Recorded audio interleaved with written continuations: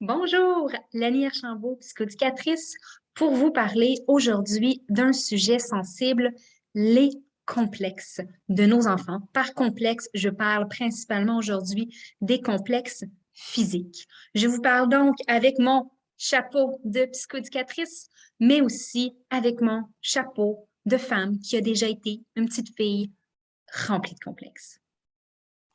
La chose la plus importante à se rappeler, c'est que quand votre enfant, notre enfant, se livre à nous pour aborder ses complexes, ce qu'il a besoin, c'est d'abord et avant tout de l'empathie, de l'écoute et de sentir qu'il y a un allié à ses côtés. Il n'y a pas nécessairement besoin qu'on rentre en mode solution dans la première seconde et il n'y a pas nécessairement besoin non plus de se faire dire le contraire de ce qu'il pense. J'illustre le tout. Donc, votre fille arrive à côté de vous, vous dit arc, je suis laide, maman. Elle n'a pas besoin de se faire dire le contraire. Donc, ben non, ma cocotte, t'es belle, regarde tes beaux yeux bleus, sont magnifiques. Elle n'a pas besoin de se faire dire ça. Et elle n'a pas non plus besoin qu'on lui dise ah, tu te trouves pas belle, hein? Ah, c'est quoi? C'est-tu ton poil? Veux-tu qu'on aille te faire épiler? Est-ce que c'est ton nez? Est-ce que tu veux qu'on regarde dans un, je sais pas moi, pour un chirurgien? Wow! Hein? Sinon, qu'est-ce qu'elle va se dire, votre fille? Elle va se dire, ben, c'est quoi, tu me trouves laide? Hmm? On ne veut pas qu'il y ait la possibilité que ça dévie d'un côté comme de l'autre. Ce qu'on veut, c'est connecter profondément. J'utilise une technique de communication que j'appelle la technique Connect-Comprend.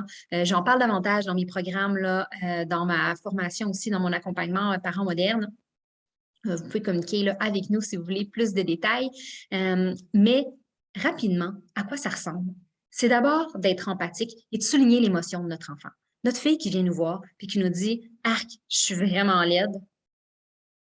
Idéalement, ce qu'on veut lui répondre, hein, ah, tu dois te sentir triste, de te sentir laide en ce moment. On ne se sent pas bien quand on se sent laide. Puis après ça, on essaye de préciser un peu sa pensée. Donc, tu dis tu te sens laide, est-ce que y a-t-il quelque chose qui fait qu'en ce moment, tu te sens laide? Y a-t-il une partie de ton corps, quelque chose qui te dérange particulièrement?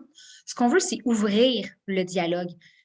En ouvrant le dialogue, on se positionne en allié. On n'est pas contre notre enfant, on n'est pas non plus dans les solutions. L'enfant se sent davantage compris.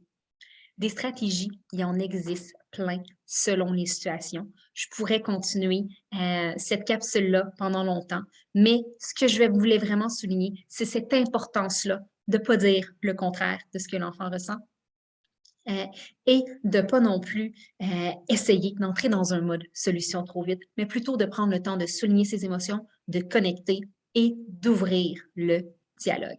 J'espère que cette capsule-là vous a été utile. Malheureusement, dans l'ère où nous sommes, où les réseaux sociaux sont très, très présents, où les filtres multiples existent pour camoufler, voire même transformer les visages et les corps, c'est très, très commun à un très jeune âge de se comparer physiquement. Ça existe depuis de nombreuses années et on peut, en tant que parent, agir pour que ça ait moins d'impact dans le développement de vos enfants. Merci d'avoir été là. Likez si vous avez aimé et continuez à me suivre si vous voulez écouter d'autres capsules. Bye bye.